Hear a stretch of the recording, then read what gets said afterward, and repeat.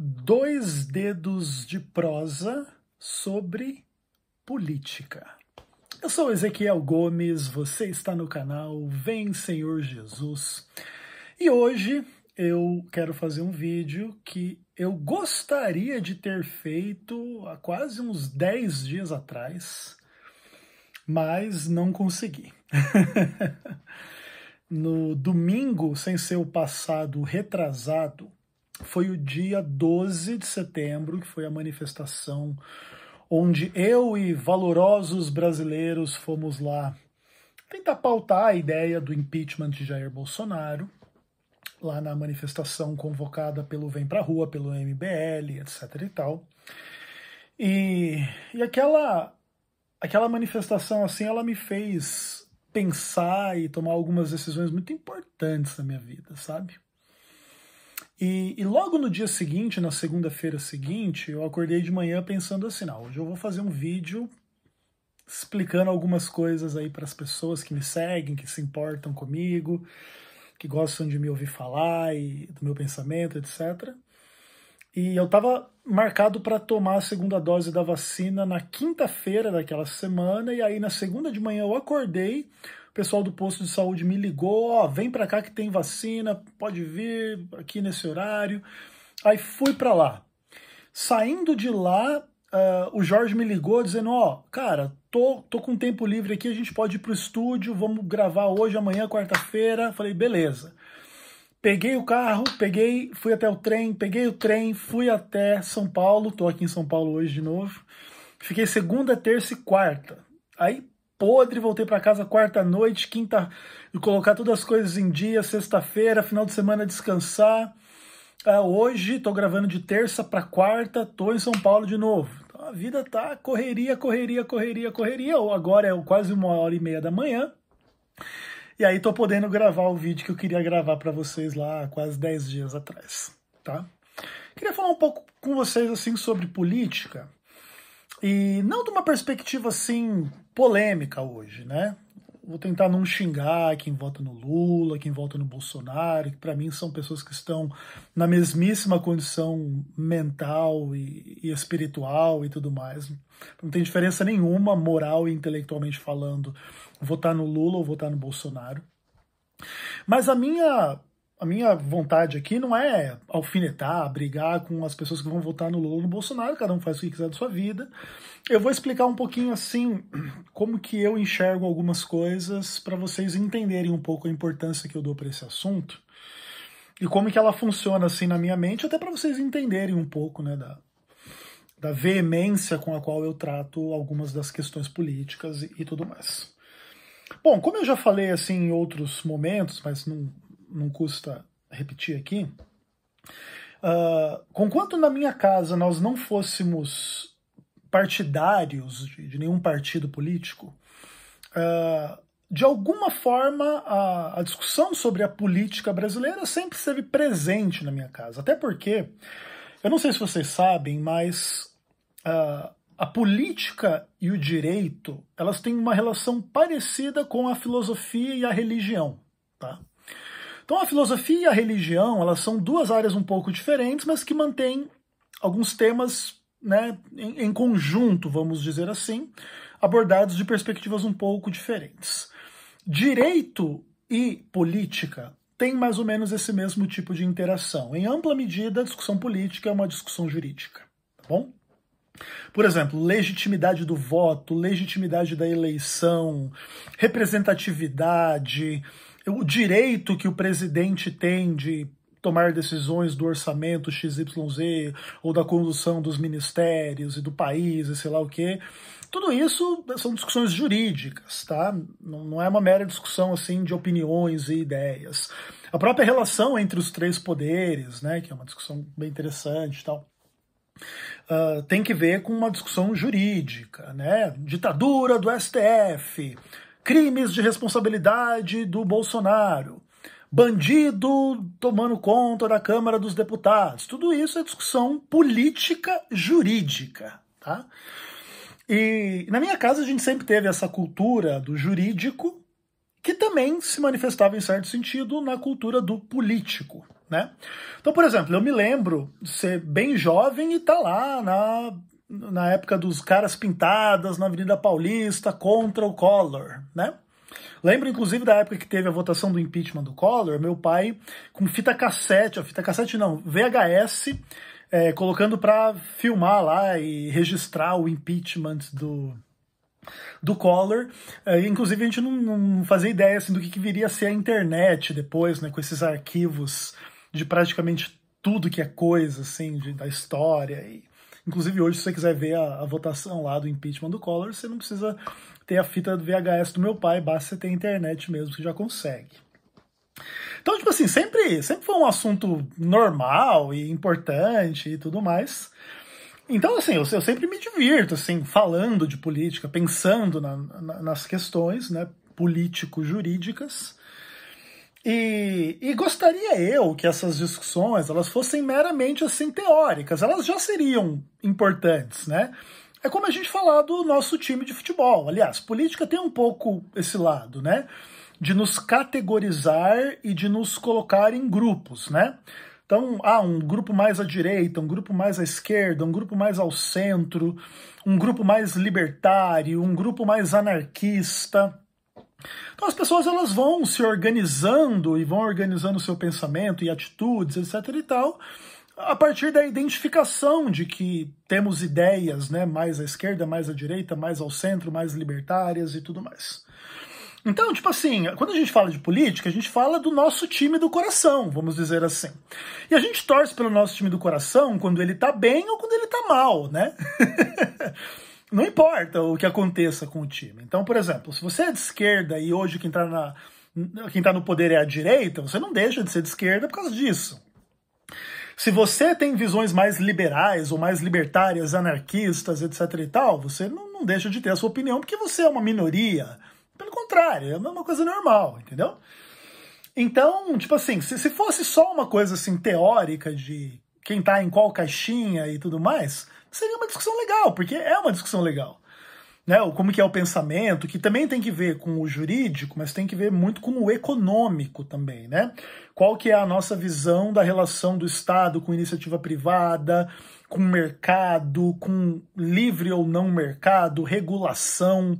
Tudo isso são temas políticos, jurídicos, econômicos, que mais cedo ou mais tarde vão fazer a diferença entre a gente ter um emprego ou não, ou que tipo de emprego é possível ter ou não, ou que tipo de renda e quantidade de coisas que é possível a gente fazer para ganhar o sustento, e não só o sustento, mas a perspectiva da prosperidade, porque também, mais cedo ou mais tarde, depois que a gente tem a necessidade do sustento suprida, a gente tem vontade de prosperar, não só de ter algo que comer assim minimamente, ou de dormir minimamente, vamos dizer assim. Então, assim, é muita ilusão pensar que a gente não vai pensar a respeito dessas coisas e discuti-las e falar a respeito delas e etc. E dessa forma, não deveria ser uma surpresa para vocês que aqui num canal devotado às questões religiosas, a gente fale de política e economia, pelo menos de vez em quando, ou pelo menos essas coisas estejam presentes, ou mesmo como contexto e subtexto de tudo que se fala nesse canal.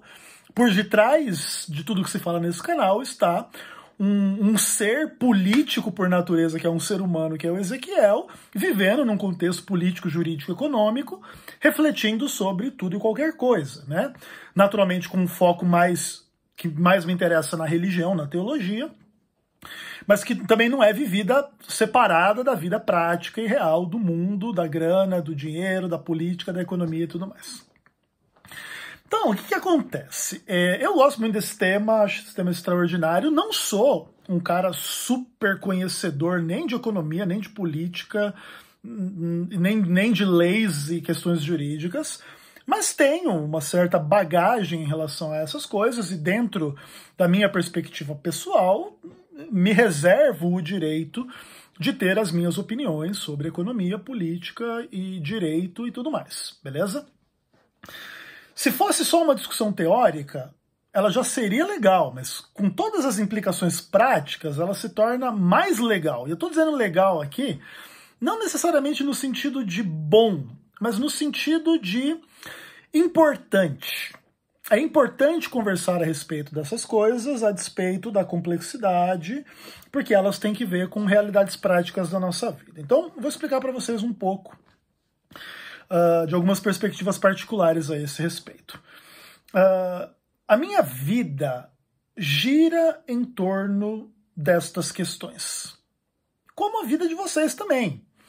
E eu gosto de tomar consciência daquilo que é extremamente importante na minha vida. Se as questões econômicas, jurídicas e políticas que envolvem a vida neste mundo fazem a diferença entre o tipo de vida que eu terei ou não terei, tipo de renda que eu terei ou não terei, eu quero entender como que essas coisas funcionam. Daí vem o meu interesse nesses temas, né? Creio eu que são temas essenciais, básicos, fundamentais, a respeito dos quais todos devem pensar, refletir e se posicionar de acordo com o seu conhecimento e as suas convicções, com total liberdade, sabendo que a gente mais cedo ou mais tarde vai discordar, vai bater de frente, vai fazer o que tiver que ser feito para tentar, de alguma maneira, expor os motivos das nossas crenças ou descrenças a respeito desse tema. Mas, acima disso, a minha vida gira em torno dessa questão de uma forma bastante ampla. Então, por exemplo, o que eu faço para viver? Isso é, inclusive, uma dúvida que alguns, de vez em quando, perguntam assim no canal, né? Então, assim, já faz, sei lá, acho que 3, 4 anos que eu sobrevivo inteiramente do jornalismo especializado em blockchain e criptomoedas. E que trabalho é esse? É um trabalho absolutamente centrado no que é político, econômico e jurídico. Entendeu? Minha vida gira em torno disso, né? Isso é o que eu faço para viver.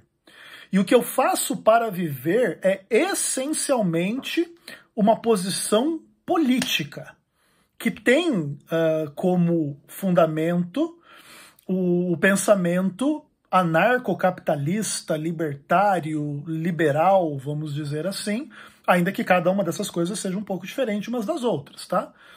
Então a gente trabalha numa perspectiva voltada para um liberalismo econômico, de uma perspectiva pragmática, tá? Com a ideia de livre mercado, etc, etc, etc. Dentro de uma noção e de uma direção de que o ideal é a promoção da liberdade humana, inclusive em face à existência do próprio Estado, que seria aí os níveis mais avançados do anarcocapitalismo ou do anarquismo mesmo, tá? Uma discussão muito complicada, muito difícil, na manifestação mais ideal, bastante utópica, vamos dizer assim. Então, a gente também, assim, não quer dizer que esse lado da moeda tenha todas as respostas e a solução de todos os problemas. Muito pelo contrário, é muito difícil você vislumbrar a existência do mundo sem governo, sem Estado e tudo mais. Todavia, o meu trabalho é me posicionar nessa discussão ao lado aí de um pensamento mais libertário, que especialmente tem que ver com a existência do próprio Bitcoin, que contextualiza aí o nosso contra-ataque contra o governo, né? Especialmente naquilo que é a única coisa que importa, que é o dinheiro, né? E eu vivo disso, e eu respiro isso, e é isso que eu penso 24 horas por dia, 7 dias por semana, enquanto eu penso também em teologia, na minha família, nas questões do dia a dia, na música, nas coisas que eu faço, né? Então é isso. Então, isso é importante de colocar para vocês entenderem um pouco assim com quem vocês estão falando, ou quem vocês estão ouvindo, entendeu? A discussão política, econômica, jurídica, vou chamá-la assim, política, ela não é uma coisa secundária para mim, muito pelo contrário. E aí eu vou explicar algumas coisas para vocês. No ano passado, foi 2020, eu publiquei, acho que foi, sei lá, 4, 5 livros ano passado. Esse ano eu publiquei só um. Por que essa diferença? Ano passado eu devo ter feito uns 100 e tantos vídeos. Esse ano acho que eu fiz uns 40, 50 no máximo, e já estamos chegando no fim do ano. Por que eu escrevi muito menos e gravei muito menos em 2021 do que em 2020 as coisas aí da religião, da espiritualidade, da teologia? Eu não sou nenhum expert em economia, mas eu sabia que a inflação ia ser pesada esse ano. E eu entendi no final do ano passado que se eu não me dedicasse ao trabalho... Vocês sabem o que ia acontecer com o Ezequiel Gomes? O Ezequiel Gomes ia passar fome. E vocês não iam se sensibilizar demais. E também nem estou pedindo que assim façam, até porque isso não aconteceu, então tá tudo bem.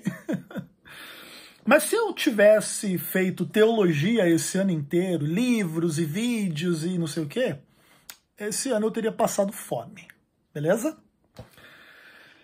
Então, o que acontece? Eu me dediquei ao trabalho, acima do que eu me dediquei no ano de 2020, onde eu consegui viver uma vida um pouco mais modesta, mas consegui produzir bastante teologia. Mas eu entendi que esse ano eu não conseguiria fazer da mesma forma. A gente depender de ajuda e doação e venda de livro num contexto de inflação e crise e insegurança política, jurídica e econômica é pedir para se dar muito mal, né? Muito mal. Então eu voltei a me dedicar à minha área de trabalho. Em 2020 eu trabalhei um pouco menos, né, do que nos anos anteriores. E esse ano eu voltei a pegar firme no trabalho, por isso não tenho tempo de escrever e de fazer mais vídeos. É simples assim.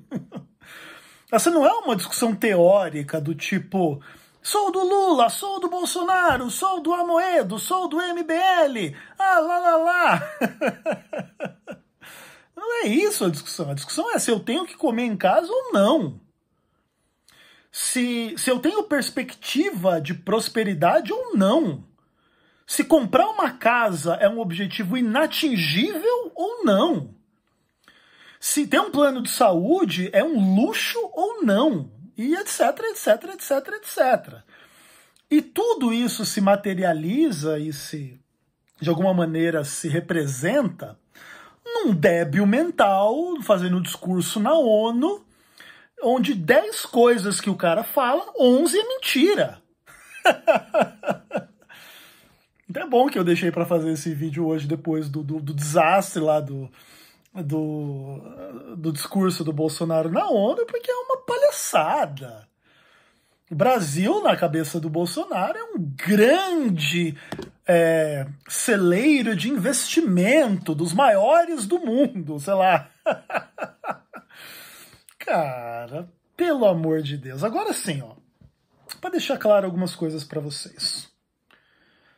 A minha preocupação com a política brasileira, ela não é meramente uma preocupação porque eu defendo o meu time de futebol e os meus próprios interesses e acabou.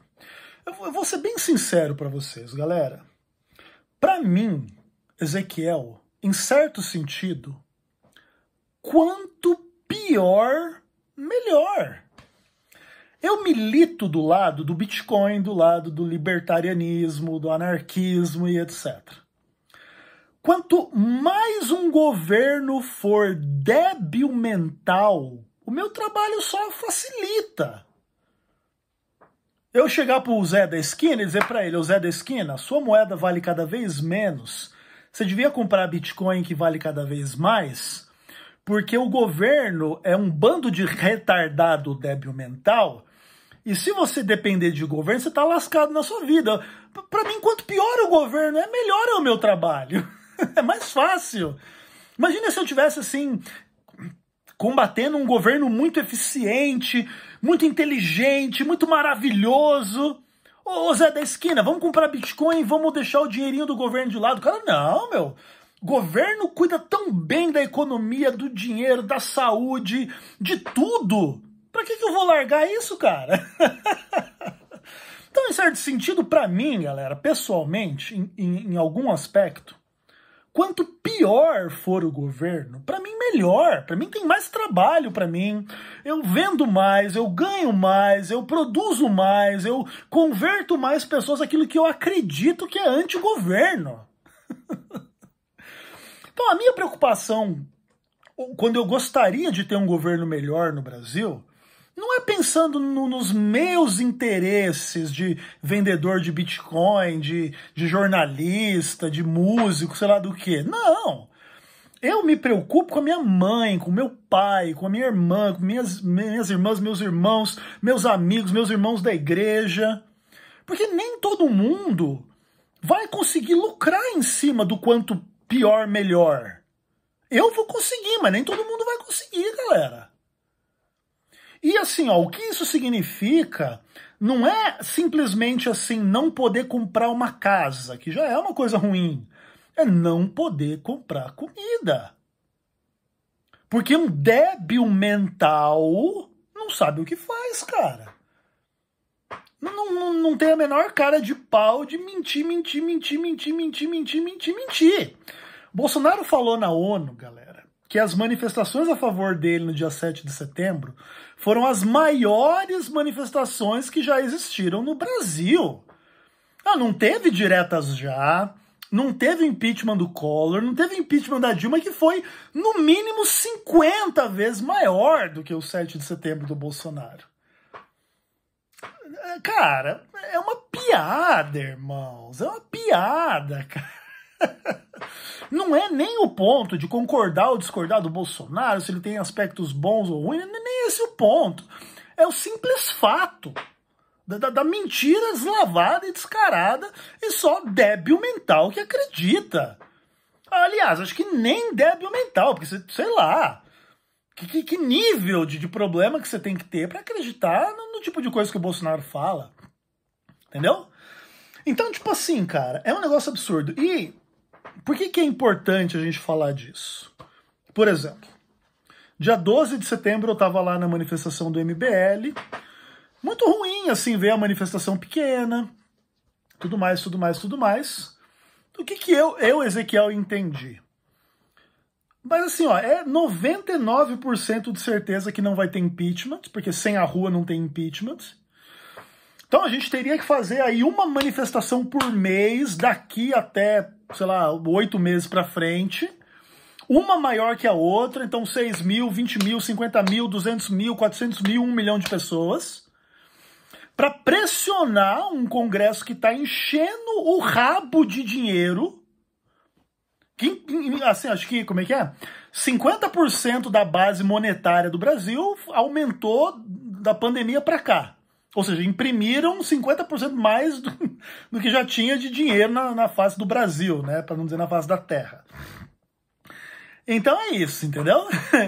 E aí a inflação gigantesca é isso que eu acho que, assim, eu não sei onde ela vai parar. Mas, assim, duvido que acabou. E depende um pouco, assim, de alguns movimentos internacionais também. A gente vê com preocupação lá a queda da Evergrande, né, da empresa chinesa, tá causando, assim, um risco de colapso sistêmico aí no sistema financeiro global, mais ou menos como foi em 2008. Então a gente pode ver uma situação pesadíssima no mundo no futuro breve. E o que eu, Ezequiel, entendi? Que eu preciso estar pronto para fazer o que eu não gostaria de fazer, que é para ir embora do Brasil, cara. Não é uma discussãozinha do tipo, eu gosto do Lula, eu gosto do Bolsonaro. É fugir, cara. Fugir do país, é ser refugiado, irmão. Pra simplesmente não ver o que vai acontecer nesse lugar, cara. Essa é a minha perspectiva, claro. Também é verdade que, às vezes, as nossas projeções assim mais negativas, às vezes elas não se concretizam. Existem questões um pouco complexas assim sobre os rumos do mundo, da economia, da política, da sociedade, um pouco da coisa da soberania de Deus, da providência de Deus. Mas o fato é que assim, a situação é calamitosa. A gente está à beira de um abismo gigantesco, tipo, muito pior do que está nesse momento. Entendeu? E você vê, assim, a horda de gente com os papos, assim, mais imbecis da face da Terra, tanto para defender o Lula quanto para defender o Bolsonaro.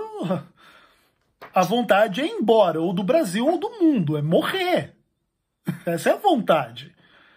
Claro, a gente tem que tomar cuidado com esse sentimento, porque a gente acaba ficando com raiva das pessoas, e as pessoas têm total direito de ter as suas opiniões, até porque é muito ruim viver assim num contexto muito pessimista. Então as pessoas, elas têm um pouco a tendência de justificar as coisas. Então os petistas justificam o Lula, os bolsonaristas justificam o Bolsonaro. Por exemplo, os bitcoiners justificam os problemas que há no Bitcoin, porque o Bitcoin não é só coisa boa, também tem as coisas ruins.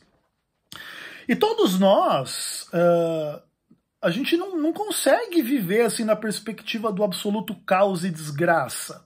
Então a gente tem que ter um pouco de positividade. Aí cada um acaba defendendo um pouco aquilo que, por razões super complexas, assim, acaba que nos satisfaz e nos dá um pouco de perspectiva de vida. Tem pessoas que estão satisfeitas com o Bolsonaro, porque supostamente é um conservador não corrupto. Assim, eu acho uma piada infinita alguém que acha que Bolsonaro é conservador ou que seja não corrupto. É mesmo nível de quem acha que o Lula é inocente. E muito bom, e muito legal, etc. Pra mim não muda nada, assim. Mas tudo bem, eu também sei que, por exemplo, existem críticos da criptomoeda, do Bitcoin, que também acham que o Bitcoin é um espaço de total débil mental, enfim. Então, tipo, a gente tem que conviver com essas perspectivas na relação uns com os outros. E não é fácil. A gente gostaria, assim, um pouco de poder, assim, representar o nosso lado dessa história da melhor forma, para alertar as pessoas dos riscos e para tentar frear um pouco o caminho em que algumas coisas estão e que podem ter implicações práticas muito graves na nossa vida, né? Todavia, também é verdade que é só por Deus que a gente está vivo e é só por Deus que a gente vai sobreviver, se é que vai sobreviver, até quando vai sobreviver. E essa é uma lição bastante importante assim, em relação a essas questões. Eu acho que a gente tem que pensar a política, eu acho que a gente tem que discutir a política, a gente tem que viver a política, acho que a gente tem que representar o nosso lado na política, mas a gente também tem que entender um pouco o limite da política, falando assim de forma ampla, né, da política, da economia, do direito, é o limite da humanidade. A humanidade tem o limite da sua própria corrupção, do seu próprio pecado, das suas próprias burrices, das suas próprias maldades. E esses dias mesmo eu estava pensando um pouco sobre isso, né? Eu estava aqui no estúdio, inclusive onde eu estou agora, conversando aqui com o pessoal do estúdio e a mãe do rapaz que trabalha aqui junto comigo, ela estava falando assim, né? O Brasil é fruto desses criminosos que vieram para cá estuprar a Índia e roubar ouro e tocar o lasque, assim, para não falar outra palavra aqui no país. E a gente é fruto de muito disso, assim, né, da idolatria que rola no Brasil, da imoralidade sexual que rola no Brasil, da extrema violência que rola no Brasil, da extrema corrupção e maldade que rola no Brasil. E como é que a gente quer ter um governo que represente o quê? A educação, a paz, o amor, a consciência? Difícil, né? Então, no fim, assim, também tem que entender assim que a gente tem o governo que merece. É ruim a gente admitir isso, porque, assim, é a gente merecer, assim, se lascar na vida, sabe? E também, assim, tem um lado em que isso é verdade, assim, mas eu também me recuso a crer que essa é a realidade última, sabe? Tanta gente boa, tanta coisa boa também nesse país, sabe? Então é isso, galera. Eu queria deixar essa reflexão com vocês. Deus é a única esperança de verdade real, além de morte, de pecado, de corrupção, de problema nessa vida. Mas isso também não exime a gente de refletir a respeito do tema. Então, espero que fique claro para vocês assim como é que eu me sinto em relação ao assunto, a importância que eu dou para esse assunto. E espero que vocês também se conscientizem, ainda que não concordem comigo em relação aí a várias dessas questões. Beleza? Um abraço, até o próximo vídeo, se Deus quiser.